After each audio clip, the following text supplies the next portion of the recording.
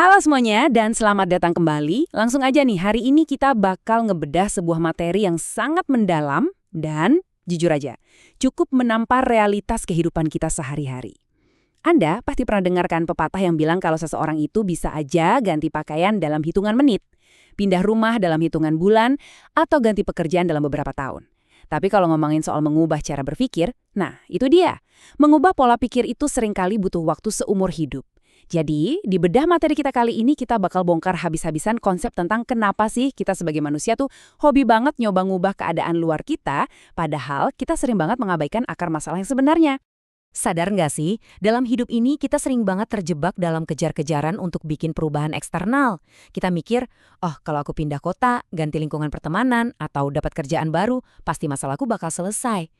Tapi faktanya, kalau kita nggak ngubah pola pikir internal kita itu ibarat cuma ngemas ketakutan-ketakutan lama kita, luka-luka batin kita, dan kebiasaan buruk kita ke dalam sebuah koper, terus kita bawa utuh-utuh koper itu ke tempat yang baru. Panggungnya emang ganti, tapi naskah yang lagi kita mainin di kepala kita, ya tetap sama aja. Dan ini ngebawa kita ke sebuah pertanyaan besar. Pernah nggak sih Anda ngerasa hidup tuh kayak muter di lingkaran yang persis sama? Kayak Anda mulai hubungan baru, tapi tiba-tiba masalah lama muncul lagi. Anda masuk ke komunitas yang baru, konflik yang sama terulang lagi. Kenapa bisa gitu? Karena teman-teman, masalah terbesar kita sebagai manusia itu sebenarnya bukanlah apa yang terjadi di luar diri kita, melainkan apa yang sedang aktif beroperasi di dalam pikiran kita. Pikiran itu ibarat ruang kendali utama, tempat di mana setiap keputusan kita dibentuk. Oke, mari kita masuk ke bagian pertama dari pembahasan kita. Tekanan dunia membandingkan Roma zaman dulu dan masa kini. Buat benar-benar paham solusinya, kita harus mundur sedikit ke masa lalu. Surat Roma ini kan ditulis sekitar tahun 57–58 Masehi dan ditujukan buat orang-orang percaya yang tinggal persis di epicentrum kekuasaan dunia saat itu, yaitu Kekaisaran Romawi. Dan jujur aja, dunia mereka itu mirip banget loh sama dunia kita sekarang. Di Roma abad pertama, mereka ditekan abis-abisan oleh penyembahan kaisar, sistem sosial yang super kompetitif, dan gempuran filsafat Yunani. Nah, di abad ke-21, kita menghadapi tren media sosial yang ngikat banget, banjir opini yang gak ada abisnya, plus nilai-nilai materialistis. Jadi intinya, kedua lingkungan ini, mau itu Roma kuno atau era digital modern kita saat ini, itu secara konstan berusaha menekan dan mencetak kita supaya masuk ke dalam cetakan mereka. Sekarang di bagian kedua, kita mau ngomongin soal anatomi dosa dan pikiran, atau dari mana sebenarnya asal mula masalah ini. Dari mana sih asal-muasal semua kekacauan ini? Kenapa pikiran kita gampang banget kena pengaruh dari luar? Kita perlu mundur jauh ke kitab Kejadian buat paham anatominya. Pada mulanya, desain original kita itu sebenarnya sangat sempurna. Manusia diciptakan Beselem Elohim. Ini frasa Ibrani yang artinya diciptakan menurut gambar Allah. Artinya apa? Umat manusia itu awalnya didesain buat merefleksikan gambar Allah secara sempurna. Dan perhatikan ini bukan cuma soal tindakan luar kita aja ya, tapi sampai ke pikiran kita yang paling murni dan gimana cara kita memproses realitas. Awalnya, kita memandang dunia itu persis seperti yang Tuhan rancangkan. Tapi sayangnya ada yang namanya kejatuhan manusia. Dan dampaknya, wah benar-benar merusak. Di Kejadian 6 ayat 5 ada frase Ibrani ini, Kol Yetzer Machshevot Libo, yang menunjuk pada segala kecenderungan pikiran manusia. Ini ngungkapin sebuah realitas yang cukup gelap. Dosa itu nggak cuma ngerusak perilaku luaran kita, teman-teman. Dosa itu masuk jauh ke dalam dan menginfeksi proses berpikir kita yang paling fundamental. Dosa sukses mendistorsi cara kita memandang diri kita sendiri, memandang orang lain, dan pastinya memandang Tuhan.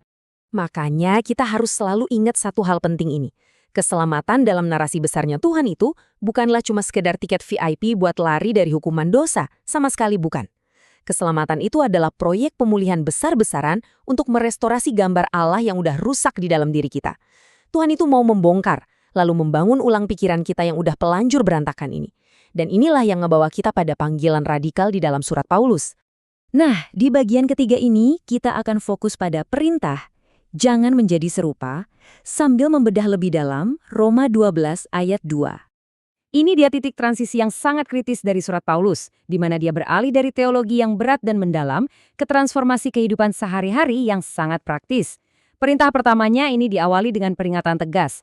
Paulus pakai kata Yunani suskemetizeste. Secara harfiah, kata ini tuh berarti menyesuaikan diri dengan pola luar atau masuk ke dalam sebuah cetakan.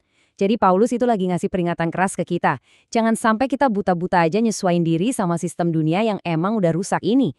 Jangan biarkan dunia yang menentang Tuhan ini mencetak Anda masuk ke dalam standar kesuksesan, nilai moral, apalagi cara berpikir mereka. Jangan mau dicetak. Sebagai gantinya, Paulus ngasih perintah kedua yang kontras banget. Metamorfosese. Yap, kalau Anda ngerasa familiar, ini emang akar dari kata metamorfosis. Ini tuh bukan sekedar, oh aku mau perbaikan diri atau nyoba buat jadi orang yang agak lebih baik hari ini. Nggak gitu konsepnya. Tuhan nggak manggil kita cuma buat memperbaiki perilaku luaran kita. Dia manggil kita untuk mengalami transformasi internal yang bener-bener mendalam. Sebuah perubahan total dari dalam keluar. Persis kayak ulat yang hancur dulu di dalam kepompong buat berubah jadi kupu-kupu yang baru. Terus pertanyaannya gimana caranya metamorfosis yang luar biasa ini bisa terjadi di hidup kita? Jawabannya ada di frasa Yunani anakainosis to nous, artinya renovasi atau pembaruan total dari budi atau pikiran kita. Coba deh bayangin sebuah rumah tua. Bukan cuma dicat ulang bagian luarnya, tapi bagian dalamnya dihancurkan dan direnovasi total supaya fondasinya kokoh lagi. Nah, kayak gitulah yang harus terjadi pada cara kita memahami realitas.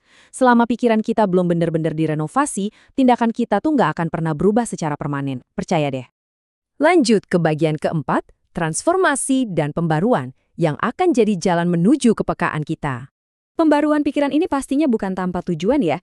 Transformasi ini punya tujuan yang spesifik dan praktis banget buat setiap keputusan yang kita ambil. Coba kita lihat alur logika Paulus di sini, karena ini cerdas banget. Langkah pertama, kita stop, kita ngerem, berhenti membiarkan diri kita dicatak oleh dunia. Langkah kedua, kita ngizinin Tuhan merenovasi pikiran kita dari dalam. Dan langkah ketiga, jeng-jeng, inilah hasilnya. Kita akhirnya bisa membedakan kehendak Allah. Di tengah dunia yang super bising, penuh kebingungan dan tren yang gonta-ganti setiap hari, cuma pikiran yang udah direnovasi inilah yang bisa benar-benar melihat dan ngerti mana sih yang baik, mana yang berkenan, dan mana yang sempurna. Ini jelas banget menyoroti kontras yang sangat tajam ya. Pesan dari dunia itu capek banget buat diikutin. Dunia terus-terusan teriak, ubah dirimu, ikutin tren ini, kalau enggak kamu nggak akan kami terima. Capek kan? Tapi kebalikannya, pesan Injil itu membebaskan kita dari dalam keluar.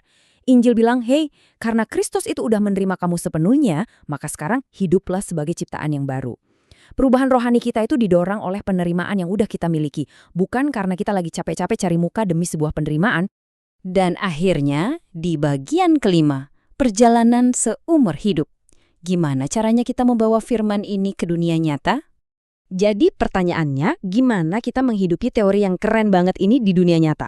Pertama-tama, kita harus berani menghadapi realitas gelap dari sifat alami kita yang udah jatuh ini. Kita itu ngaku aja deh, suka banget nyalahin orang lain atau nyalahin lingkungan kita atas kegagalan kita.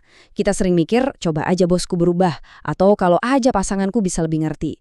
Padahal kenyataannya, medan pertempuran kita yang paling nyata itu ada di dalam pikiran kita sendiri.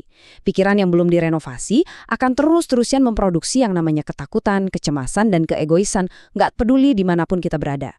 Tapi sebaliknya, saat firman Tuhan yang ambil alih kursi kemudi pikiran kita, karakter Kristus akan mulai terbentuk secara natural.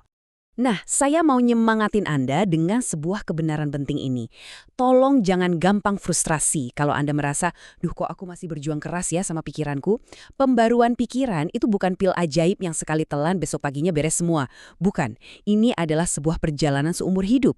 Ini tuh maraton, bukan sprint. Sebuah proses bertahap dari hari ke hari di mana kita dengan sengaja dan sadar mengizinkan firman Tuhan untuk membentuk ulang setiap reaksi kita, meredakan ketakutan-ketakutan kita dan menuntun semua keputusan kita. Jadi saat kita sampai di penghujung bedah materi kita hari ini, saya mau ninggalin satu pertanyaan yang cukup provokatif buat Anda bawa pulang. Coba renungkan ini baik-baik ya. Di tengah dunia yang penuh dengan kebisingan ini, siapa sih yang sebenarnya paling banyak ngebentuk pikiran Anda setiap hari? Apakah suara dari dunia atau firman Tuhan? Selalu ingat ini ya, saat pikiran Anda diperbarui oleh Tuhan, Anda itu nggak cuma sekedar lagi jalan ke arah yang berbeda, tapi Anda benar-benar menjadi pribadi yang sepenuhnya berbeda. Teruslah belajar, teruslah bertumbuh, dan terima kasih banyak udah ngikutin bedah materi kita kali ini. Sampai jumpa!